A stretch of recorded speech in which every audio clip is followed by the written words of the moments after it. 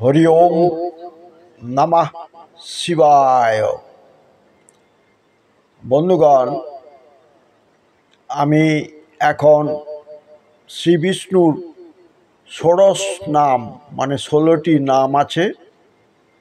আমাদের প্রত্যহ জীবনে যে প্রতিটা সময় আসে, সেই সময়ে কোন কোন সময়ে শ্রী বিষ্ণুর নাম স্মরণ করতে হয় সেগুলো আমি স্তোত্রের মাধ্যমে বলছি, পরে আমি বাংলা করে আরও বুঝিয়ে দেবো। আপনারা মন দিয়ে শুনবেন, প্রয়োজন হলে লিখে রাখবেন।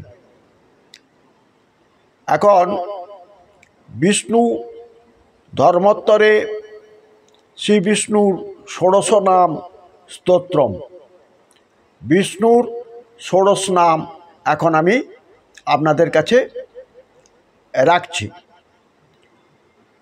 ঔষধে চিন্তয়েদ বিষ্ণু ভোজনে চ জনার্দনম শয়নে পদ্মনাভঞ্চ বিবাহে চ প্রজাপতিম যুদ্ধে চক্রধরং দেবং প্রবাসে চ ত্রিবিক্রমম নারায়ণং তনুত্যাগে শ্রীধরং প্রিয় সঙ্গমে দুঃস্বপ্নে স্মরাগোবিন্দং সংকটে মধুসূদনম কাননে নরসিংহঞ্চ পাবকে জলসায়িনম জলমধ্যে বরাহঞ্চ পর্বতে রঘুনন্দনম গমনে বামনশ্চৈব সর্বকার্যেষু মাধবম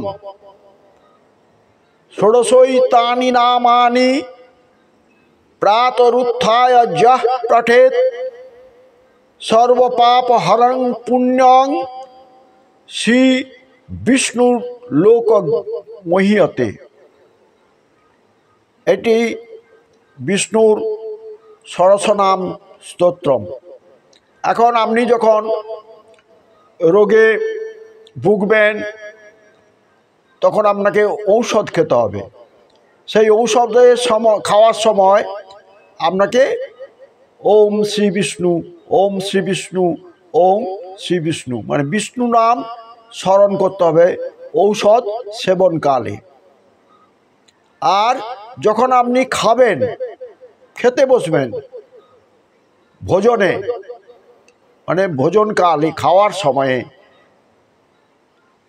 জনার্দনের নাম স্মরণ করতেন। ওম নমঃ জনার্দনায়। বুঝলেন? শয়নে পদ্মনাভঞ্চ, শয়নকালে আপনি যখন ঘুমোতে যাবেন তখন ওম পদ্মনাভায় নমঃ, ওম পদ্মনাভায় নমঃ। বুঝেছেন? আর বিবাহে চ প্রজাপতিম, বিবাহকালে প্রজাপতির নাম স্মরণ করতে হয়। যুদ্ধে চক্রধরং দেবং, যুদ্ধকালে চক্রধর শ্রী বিষ্ণুর নাম স্মরণ করতে হয়। চক্রধর মানে তিনি সুদর্শন চক্রধারী। প্রবাসে চ ত্রিবিক্রমম, প্রবাসকালে যখন বাইরে থাকবেন ত্রিবিক্রম নাম স্মরণ করতে হবে। নারায়ণং তনুত্যাগে, যখন দেহত্যাগ হয়ে যাবে মৃত্যুকালে ওং নমো ভগবতী নারায়ণায় নমঃ বলে দেহত্যাগ করলে আপনার স্বর্গপ্রাপ্তি নিশ্চয়ই হবে। শ্রীধরং প্রিয় সঙ্গমে, যখন প্রিয় সঙ্গম কাল হবে তখন শ্রীধরের নাম করতে হয়। দুঃস্বপ্নে স্বরগোবিন্দং, যখন আপনি খুব দুঃস্বপ্ন দেখবেন, খুব খারাপ স্বপ্ন দেখবেন, আমরা প্রত্যেকেই প্রায় দেখে থাকি, তখন দুঃস্বপ্নে স্বরগোবিন্দং, গোবিন্দের নাম স্মরণ করতে হয়। আর সংকটে মধুসূদনম, সংকটকালে যখন আমার বিপদ আসবে, আমার বাঁচার কোনো উপায় থাকবে না, তখন শ্রী মধুসূদনের নাম আপনাকে স্মরণ করতে হবে। কাননে নরসিংহঞ্চ, নরসিংহ মানে নৃসিংহদেব।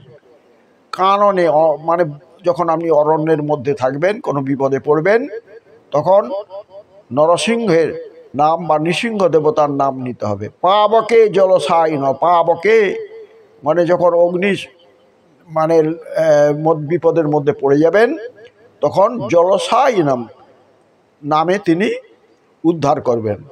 জলমধ্যে বরাহঞ্চ, যখন জলের মধ্যে বিপদে পড়ে যাবেন তখন বরাহ অবতার আপনারা জানেন, সেই বরাহ অবতারের নাম স্মরণ করতে হবে। যখন পর্বত যাত্রা করবেন, পর্বতের উপরে উঠবেন, তখন রঘুনন্দনম রঘুনাথের নাম স্মরণ করতে হয়। গমনে বামনঞ্চৈব, যখন আপনি যাচ্ছেন কোথাও তখন বামন দেবতার নাম স্মরণ করতে হয়। সর্বকার্যেষু মাধবম, সকল কাজের মধ্যে আপনি মাধবকে স্মরণ করবেন। মাধব মাধব বাচি, মাধব মাধব হৃদি, সরন্তি সাধব সর্বে সর্বকার্যেষু মাধবম। ষোড়শই তানি নামানি প্রাতরুত্থায় জপঠে, সকালবেলা উঠে এই শ্রী বিষ্ণুর ষোড়শ নাম যিনি স্মরণ করবেন, সর্বপাপ হরং পুণ্যং, তার সকল পাপ হরণ হয়ে যাবে এবং তিনি পুণ্য অর্জন করবেন এবং বিষ্ণু লোকে মহীয়তে, তিনি বিষ্ণু লোকে গমন করবেন। এটা বিষ্ণুর ষোড়শ নাম, তার স্তোত্র এবং তার ব্যাখ্যা আপনাদের দিলাম। আপনারা যদি প্রত্যহ সকালে এটা পাঠ করতে পারেন বা লিখে রাখবেন, বিশেষ করে ভোজনকালে, ঔষধ সেবনকালে, তারপর হচ্ছে আপনার সংকটকালে, সংকটে মধুসূদনম, দুঃস্বপ্নে সরগোবিন্দম। আমরা তো দুঃস্বপ্ন দেখি তখন ভীত হয়ে যাই, তখন গোবিন্দের নাম স্মরণ করতে হয়। আর অশ্বত্থ গাছের জল দান দিতে হয় এবং অশ্বত্থকে মানে কোল দিতে হয়, জড়িয়ে ধরতে হয়। তাহলে দুঃস্বপ্নে যে আপনার খারাপ দিকটা আপনি দেখবেন সেটা হরণ হয়ে যাবে, কোনো বিপদ আর হবে না। বুঝলেন বন্ধুগণ?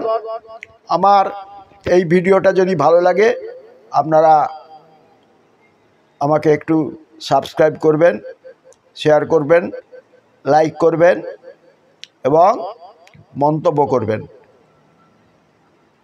হরি ওম নমঃ শিবায়। আপনারা সবাই ভালো থাকুন।